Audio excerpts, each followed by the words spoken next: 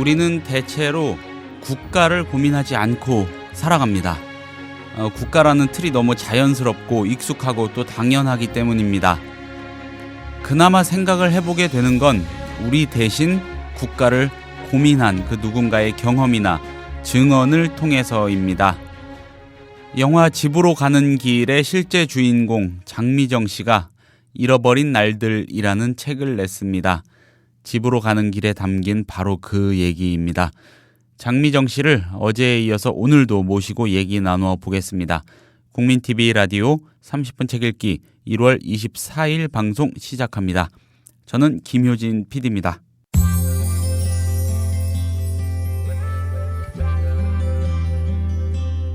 매일 아침 이 책 한 권. 국민TV 라디오 30분 책 읽기.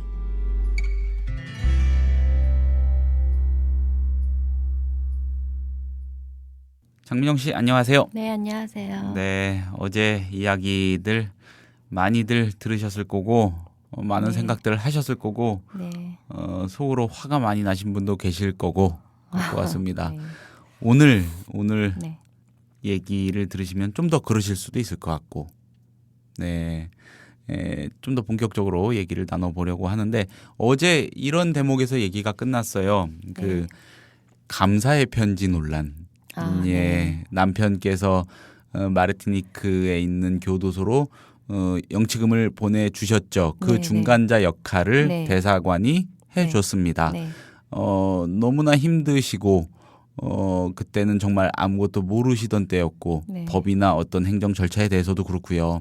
그리고 일단 마약을 알고 했던 모르고 했던 운반을 하는 범죄를 저질렀다는 그 죄책감도 아주 짙게 남아 있었을 테고 그렇죠. 그래서 대사관이 중간 전달자 역할을 해서 돈을 송금해 주는 것에 대해서도 감사할 정도로 그래서 그 감사의 편지를 꼬박꼬박 보냈는데 그게 그렇죠. 어떻게 된 영문인지 모 언론을 통해서 그때는 감사의 뜻을 그렇게 표현놓고 이제 뭐 적반하장이냐 뭐 이런 식으로 표현이 되기도 근데 했고요. 그때만 해도 제가 뭐 어떻게 돌아가는지 상황도 몰랐었고 제가 모든 걸 알게 된 건 그 다음이지 그 전에는 같이 했을 때는 뭐가 어떻게 돌아가는지도 모르고 서류 하나 읽을 줄 모르잖아요. 프랑스어를 그거 하나 누가 하나 번역해 주는 사람도 없었고 저한테 뭐 어떻게 뭐 얘기한 사람 해주는 사람도 없었어요. 그냥 막연하게 대사관에 편지 쓰고 그거밖에 없었어요. 눈 뜨면 편지 쓰고 또 애기 아빠한테 편지 쓰고 애기한테 편지 쓰고 할 일이란 건 할 수 있는 건 그거밖에 없었으니까요. 대사관으로 보내신 편지가 수천 통은 된다고 어제 상편에서 말씀을 해주셨어요. 자, 그리고 그런 편지에 대사관에서 답신을 준 적은 단 한 번도 없었다. 마르티니크 교도소까지 지금 이야기가 와 있습니다. 그간에 이 대사관이 했던 노력이랄까 그런 걸 혹시 저의 질문에나 이런 과정에 포함되지 않았던 게 있으면 오해하실 소지가 있다면은 설명을 좀 해주시죠. 아니 뭐 대사관에서 돈 영치금 대신 붙여준 건 사실이고 그렇게 해주셨고 그 외에는 없는데요. 그리고 이제 2005년 5월달에 조옥철 잡히고 나서 조옥철이 잡힌 거를 모르셨는지 아셨는지 모르겠는데 그런 거하고 상관없이 한번 면회로 오셔서 뭐 10년 정도 예상하고 있다. 그런 얘기 하셔가지고 물론 이제 그때 상황으로서는 이제 미결수고 변호사하고 얘기를 나눴대요 만나서. 근데 추후에 변호사한테 물어보니까 만난 적도 없고 그런 얘기 한 적도 없다 그러거든요. 그래요? 네. 그 여자분 그 수정유식분에도 나왔던 분이세요.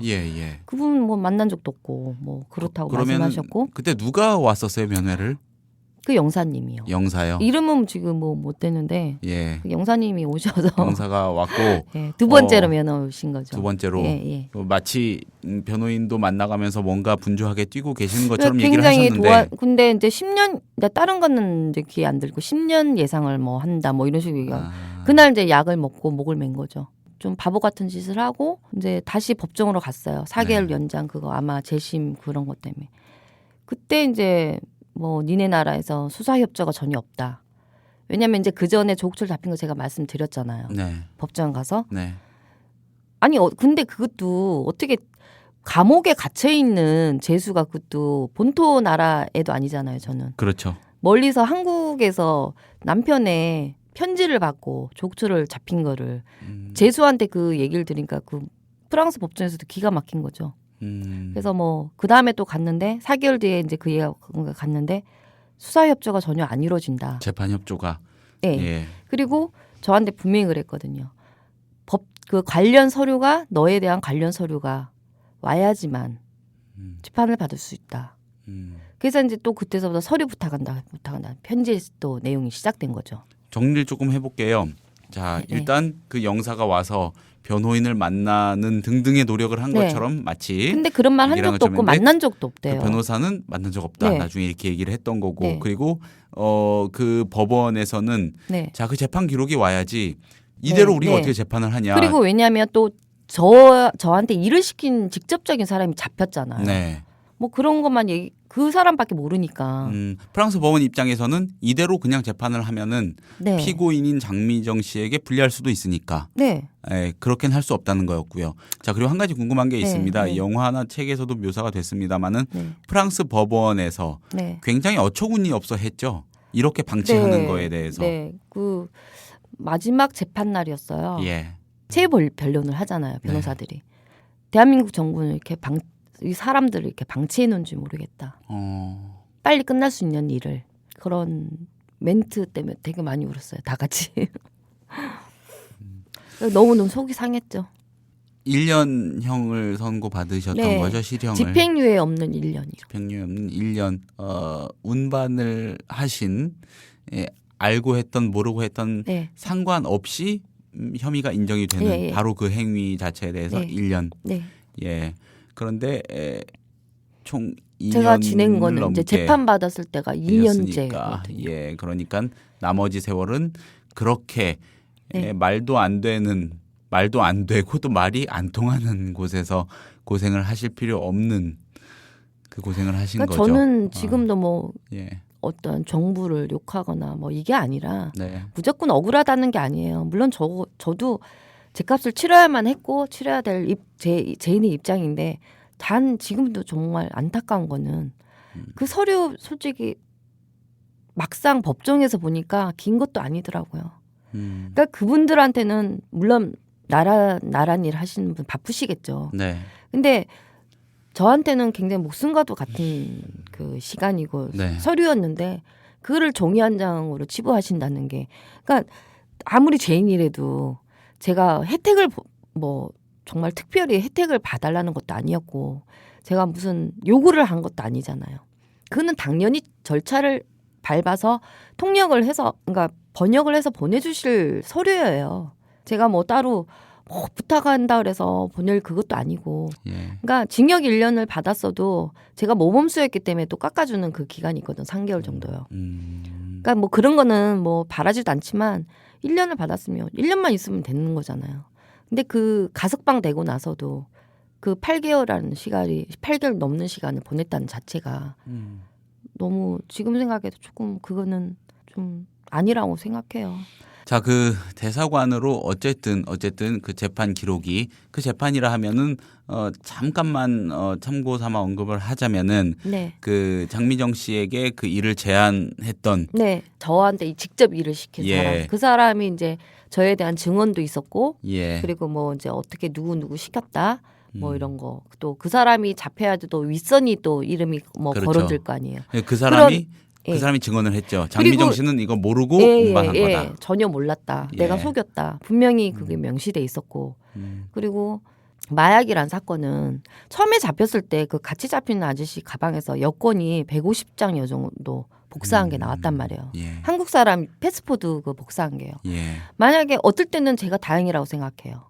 제가 진짜 시초니까. 제가 안 잡혔다면 그 사람들 다 가지 않았을까요?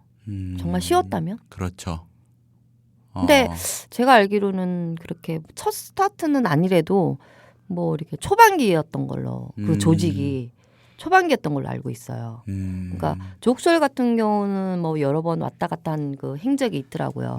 나중에 한 사실이지만 근데 제가 안 잡혔으면 그 복사한 여권에 제가 그 아는 사람 있냐 그래서 일일이 다 확인했거든요. 얼굴을. 진짜 150장 정도 됐었어요. 아, 그렇군요. 그게 왜 갖고 있었냐면은 비행기 티켓을 끊기 위해서 예약하기 위해서 갖고 있었던 거예요. 그 사람들을 불러들이기 위해서.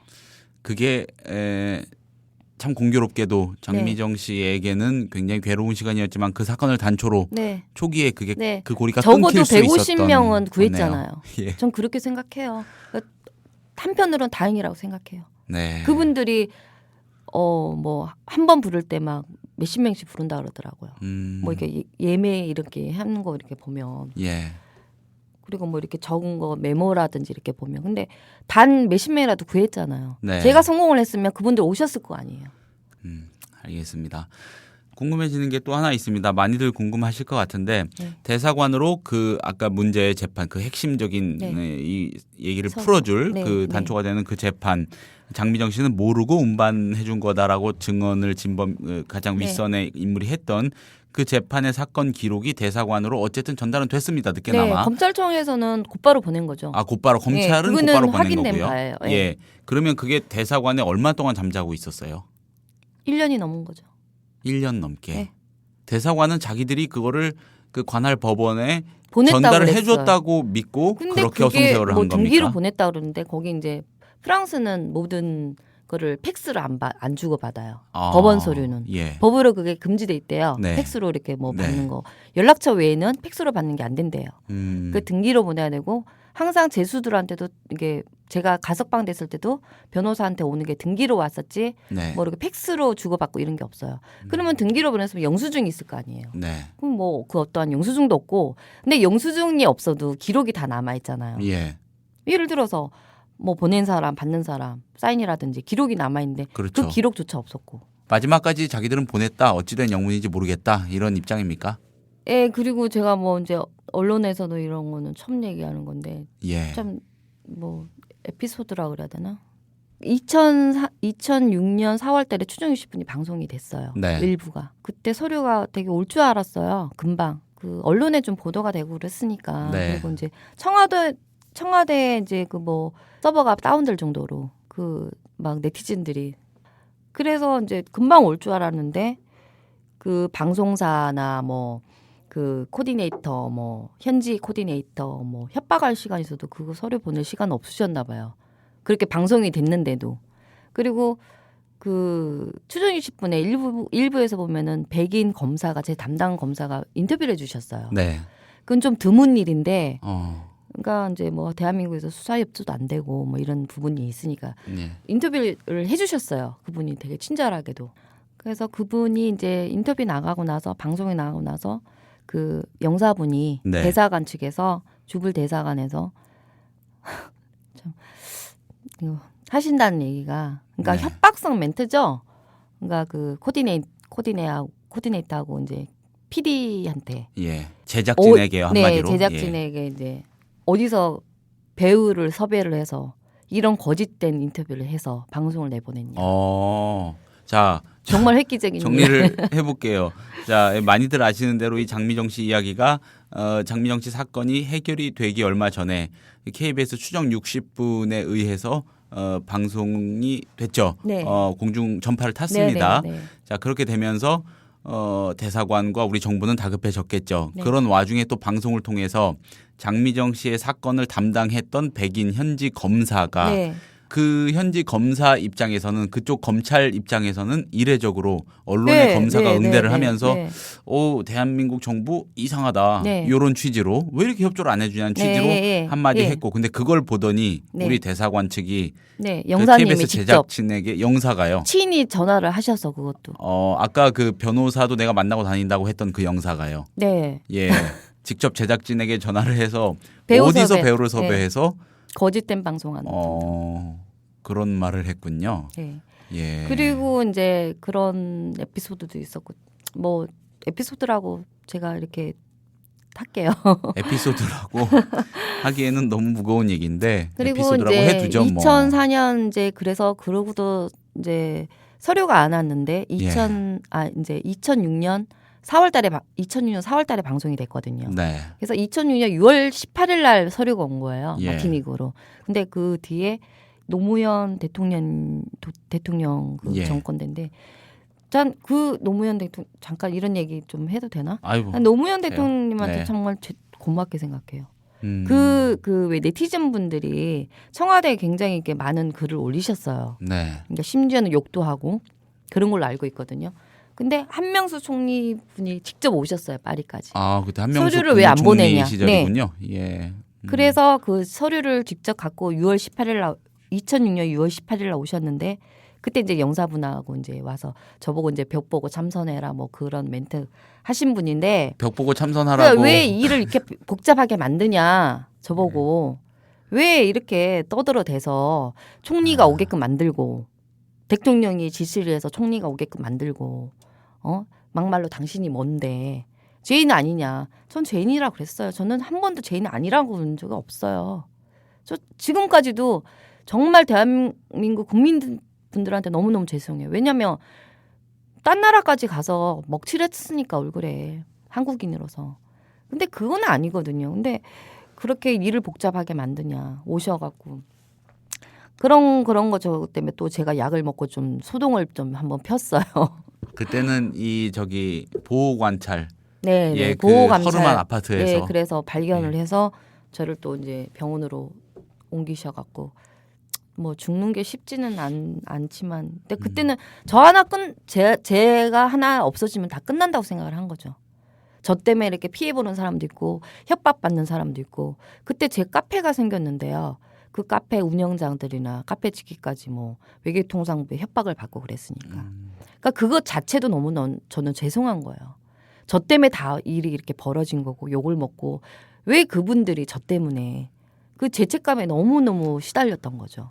어떻게 보면은 뭐 노무현 당시 대통령이나 한명숙 네. 당시 총리나 전 개인적으로 감사하게 생각해요. 다 책임 선상에 있었던 인물들인 겁니다. 그래도 어쨌든 직접 그 정권 하에서 것만 그랬으니까 해도 늦게나마 네. 그렇게 해준 거에서 장미정 씨는 당연히 감사하는 마음이 생겼을 것 같아요. 근데 그 영사가 그 보호 감찰이 맞는 건가요? 네. 관찰이 맞는 건 보호 감찰. 보호 감찰을 받으면서 머무시던 그 마르티니크에 정말 허름한 그 아파트에 찾아온다고 와서 벽 보고 참선하라고 했다는 거, 이 얘기는 저는 사실 안 여쭤보려고 그랬는데 네.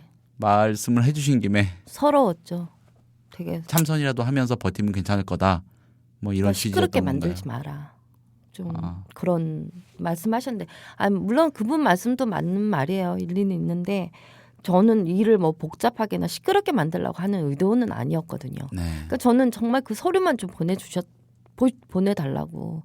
그리고 저는 감옥에 있으면서 그런 내용을 전혀 몰랐잖아요. 예. 가석방 돼서 그것도 언론에서 취재하다 보니까 그게 밝혀진 사실이었거든요. 그래서 그나마 통역 해주시는 분이 KBS에서 그 통역 계셨기 때문에 그런 말을 다 알아들을 수 있었던 거예요. 서류를 보내라 이런 요청이 수사협조 공문을 몇 번을 보냈는지 모르겠더라고요. 프랑스 법원에서. 6월 18일 날 그 영사분이 서류를 갖고 오셨는데 그 얘기도 참 듣는데 씁쓸하더라고요. 일개 수사판사가 어디 한 나라의 영사 면회 거절을 할까. 면회 거절을 해버리더라고요. 서류 갖고 왔던 서류 놓고 가래요. 그러니까 지금 조금 청취자들이 헷갈리실 수도 있을 것 같은데 네. 뒤늦게나마 그 영사가 그 재판 기록 서류를 가지고 네. 법원으로 프랑스 관할 법원으로 갔습니다. 그랬더니 네. 그쪽에 판사를 또 만나고 싶어 했고요. 면담을 네네. 하자 했는데 그 판사는 상대방이 그래도 나름대로 네. 규모가 있고 힘이 있는 나라의 영사인데 네. 괘씸하게 생각했고 이제 네. 와서 무슨 생색내기용 쇼냐, 서류나 놓고 네, 가보시라 가라. 하고 네. 물리쳤다는 얘기죠. 네. 그래서 근데 그날이요. 그 면담 요청한 날이 그 조은혜 씨라고 저랑 같이 살던 법원 이제 통역했었던 분이 네. 그 저는 먼저 가석방이 됐잖아요. 예. 근데 교도소에 2명이 있었잖아요. 예. 그 사계유 연장하는 날이었어요. 아. 통역하고 있던 시간이었어요. 마침. 그렇군요. 그래서 그분이 오자마자 그런 얘기를 하고 혹시 그 참선 창피했다고. 혹시 그 참선 이야기 그리고 지금 이 판사한테서 문전박대 당한 그 이야기는 뭐 그건 그 판사가 그렇게 한 거니까 당연히 그 사람 자체가 증인이고 그 참선 이야기 할 때도 누가 또 다른 사람이 옆에 계셨던 건가요? 네, 그때 같이 제가 아파트 살 때 네. 한국인이 그때 2명 만났잖아요. 카페로 인해서. 카페 회원들을 통해서 만났는데 그분 부부가 같이 있었죠. 근데 그때도 참 역시 증인이 있는 네, 일이네요. 프랑스인이거든요, 남편이요. 예. 근데 남편분이 목사님이세요. 그 뭐 목사님인데 그 같이 이제 혼자 만날 자신이 없어서 저는 이제 같이 만난 것 뿐이었고 그랬는데 뭐 대놓고 나는 뭐 목사를 싫어한다는 둥. 되게 쫑긋 주고 막 되게 너무 이렇게 차가우시더라고요. 아니 뭐 자기도 사정이 이런저런 사정이 있었고 고충이 있었겠습니다. 네. 뭐 그랬겠습니다만은 거기까지 오신 자체도 힘드셨을 거예요 아마. 뭐 비행기 타고 9시간.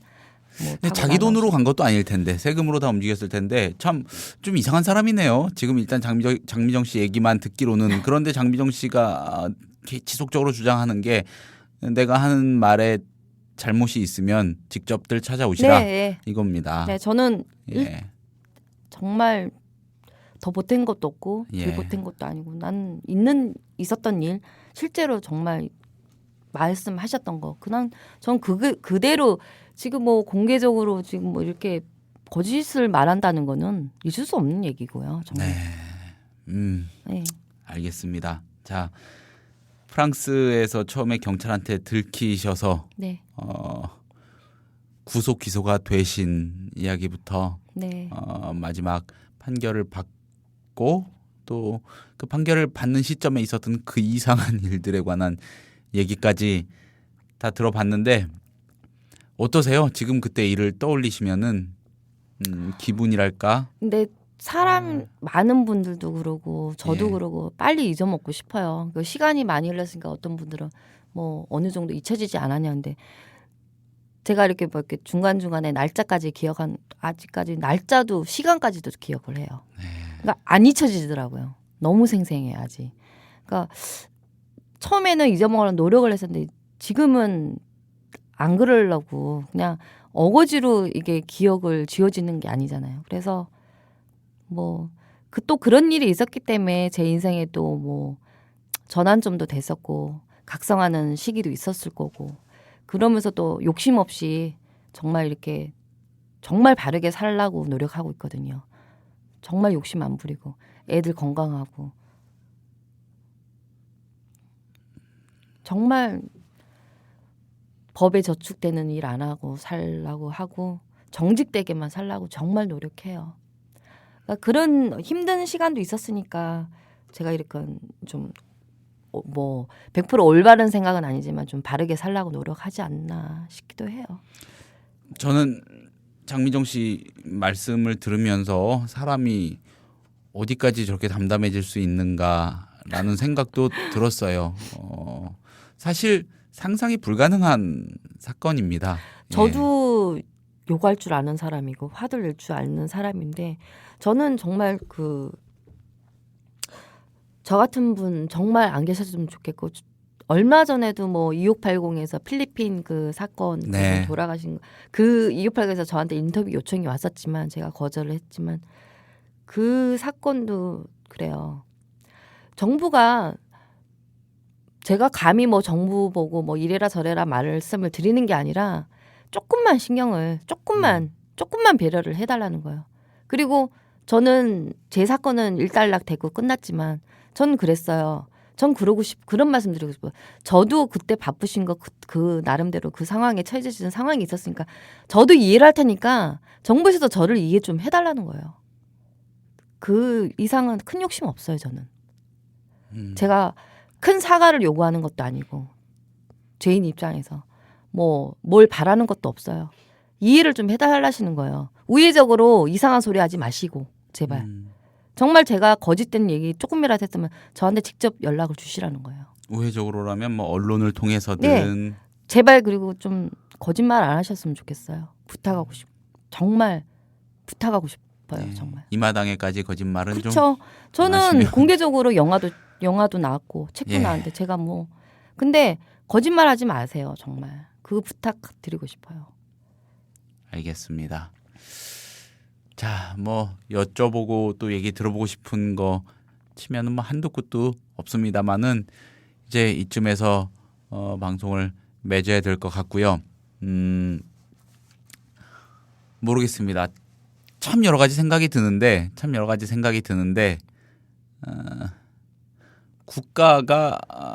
국가가 있는 이유를 뭐 저나 장미정 씨 같은 보통 사람들이 충분히 좀 납득하고 네. 살 수 있는 그런 사회이면 좋겠다는 생각을 해봅니다. 그냥 예.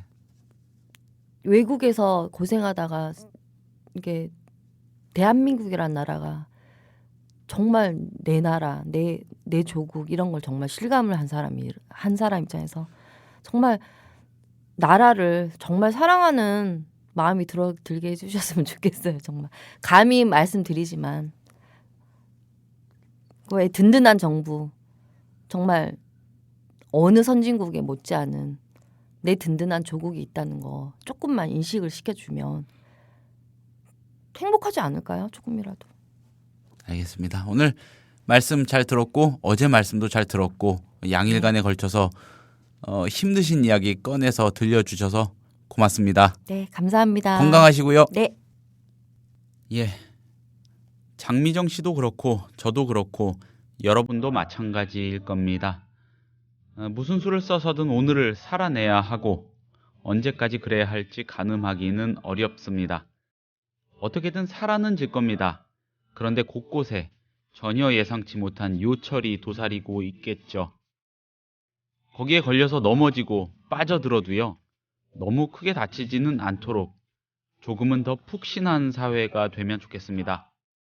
어려운 걸음 해주신 장미정 씨에게 거듭 감사드립니다. 경청해주신 청취자 여러분에게도 다시 한번 감사드립니다. 주말 잘 보내세요. 저는 다음 주 월요일 아침에 다시 인사드리겠습니다.